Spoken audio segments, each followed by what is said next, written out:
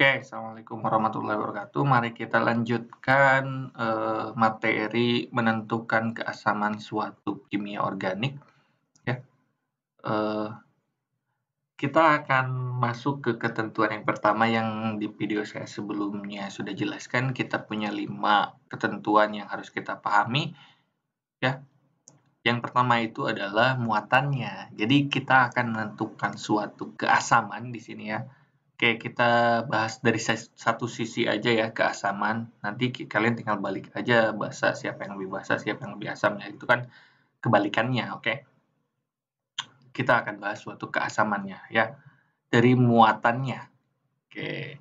Sebelum ke materi intinya, saya akan jelaskan satu hal yang ini saya ingatkan, ini materi ikatan kimia ya. Jadi suatu atom, kayak atom atau molekul, kayak gini deh. Suatu atom itu kan dia itu masing-masing atom itu memiliki cita-cita kalau menurut saya. Cita-cita atom itu adalah ingin seperti gas mulia. Kenapa ingin seperti gas mulia? Karena suatu atom itu ingin memiliki 8 elektron valensi di kulit terakhirnya. Oke? Dia ingin memiliki 8 elektron valensi di kulit terakhirnya. Oke. Bagaimana caranya? Caranya dia membentuk molekul atau berikatan dengan atom lain. Oke. Jika dia sudah memenuhi ini ya, 8 elektron valensi, maka dia stabil. Oke. Semakin stabil, maka molekul itu sangat susah bereaksi. Sulit bereaksi lagi. Oke. Sulit bereaksi. Jadi kata kuncinya yang pertama itu dia ingin stabil atau ingin memiliki 8 elektron valensi di ujungnya. Oke. Pahami itu ya. Oke, jadi ketika dia tidak memiliki bisa lebih, bisa kurang, kayak gitu ya, atau bisa bermuatan, gitu kan ya. Oke, bagaimana jika dia itu tidak berikatan, gitu kan ya. Nah, ingat, itu harus berikatan, oke. Oke, nanti saya jelaskan ya. Oke, kita lihat ke sini ya. Misalkan saya punya H3O+, terus ada H2O, dan ada OH-. Oke. Ini kita sudah tahu ya, siapa yang paling asam. Ini pasti lebih asam, oke. Ini lebih asam ya, lebih asam. Lebih asam. Ini basa, kan?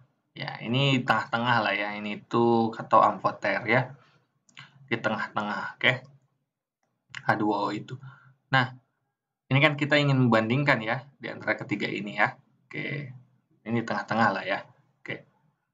Sekarang bagaimana cara menentukan dari muatannya? Oke. Yang kita lakukan adalah seperti ini. Kita punya H3O+, gini kan H3O+ itu ya. Ini H, ini H. Gitu kan ya. Ini H juga ya. H. Oke, atau saya ganti deh. Ini itu H. Oke. Warna merah. H. Nah, ini dia punya satu lagi pasangan. Oke, ini plus. Ini plus. Oke. Terus kita punya H2O, H2O. Oke, H2O saya bawa dulu ya, bentar. H2O.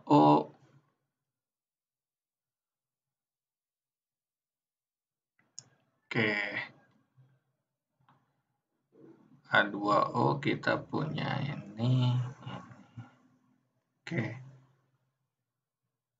Terus kita, oh ya, ini saya ganti dulu deh. Ininya merah ya. Oke. Terus kita punya OH-.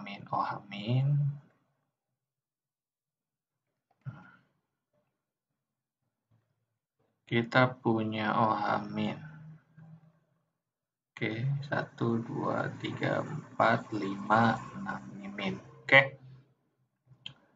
Nah, pertama kalian harus lakukan adalah bagaimana jika kita lepaskan satu H-nya. Jadi dari masing-masing molekul ini kita lepas satu H-nya. Min H plus. Oke. Min H plus gitu kan ya. Min H plus, ini min H plus, ini min H plus. Apa yang terjadi? Yang terjadi adalah yang terbentuk di sini adalah H2O, oke? H2O.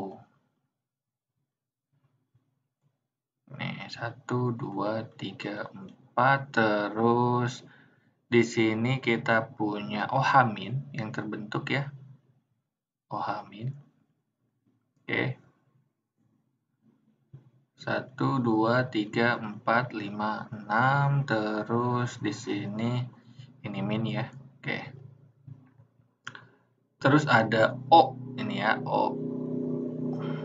O saja, berarti O saja. Ini kan 1, 2, 3, 4, 5, 6. Oke, ini min 2. Oke, ini min 2. Nah, seperti ini. Kita lihat siapa yang lebih asam. Kenapa si H2O lebih asam? Oke. H2O di sini kalau kalian perhatikan dia netral. Oke. Dia netral. Netral, ini bahasa konjugatnya ya. Ini bahasa konjugatnya. Netral artinya dia lebih stabil. Lebih stabil. Nah, jadi kemungkinan untuk bereaksi lagi atau mengikat lagi si H+ itu sangat kecil.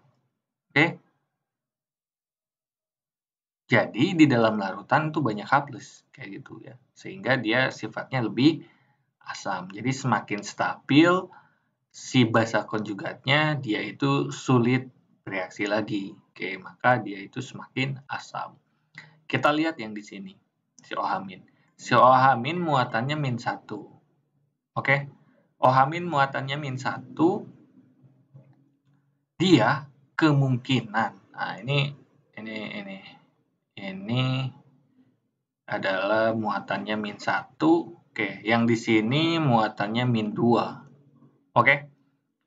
Berarti ini mungkin juga dia untuk bereaksi. Nah, dia. Karena dia itu muatannya negatif. Oke?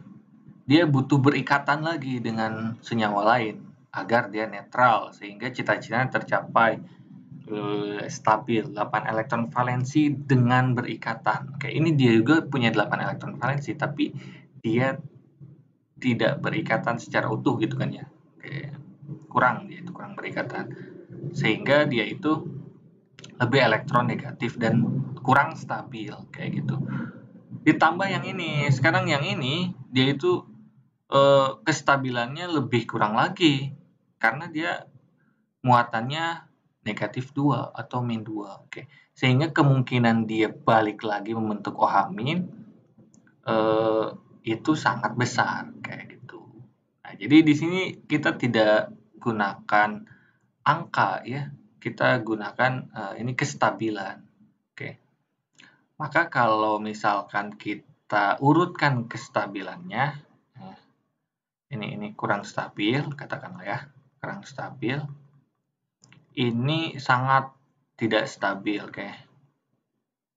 Tidak stabil. Jadi kalau kita urutkan kestabilannya, suatu asam itu, maka si H2O ini, basa konjugat ya, basa konjugat yang di sini H2O itu lebih stabil dibanding OH-. Nah, OH- lebih stabil lagi dibanding O-2, kayak gitu. Oke, ini basa konjugatnya. Jadi si H3O plusnya itu adalah paling asam dibanding ketiga ini. Oke. Ini tengah-tengah, ini lebih ke basa gitu kan lah, paling basa lah ya kayak gitu. Atau sangat lemah asamnya itu, oke. Oke, semoga paham ya itu. Nah, sekarang saya akan coba bagaimana jika kita punya molekul seperti ini ya. Misal kita punya molekulnya itu kayak gini. Ini OH, ini etanol ya. Terus ini kita punya NH2, oke. Dan yang terakhir itu kita punya CH3, oke. CH3 atau etana, oke. Nah, kalau kita perhatikan ya, ini kita perhatikan dulu ya. Dia itu apakah punya muatan, gitu kan ya? Apakah bermuatan? Tidak, semuanya netral. Oke? Semuanya netral. Nah, terus apa yang bisa menentukan keasaman si molekul-molekul ini, atau kita urutkan keasamannya bagaimana? Oke, itu akan saya jelaskan di video selanjutnya tentang keelektronegatifan atom dalam menentukan keasaman senyawa organik. Oke, jadi tunggu videonya. Terima kasih. Wassalamualaikum warahmatullahi wabarakatuh.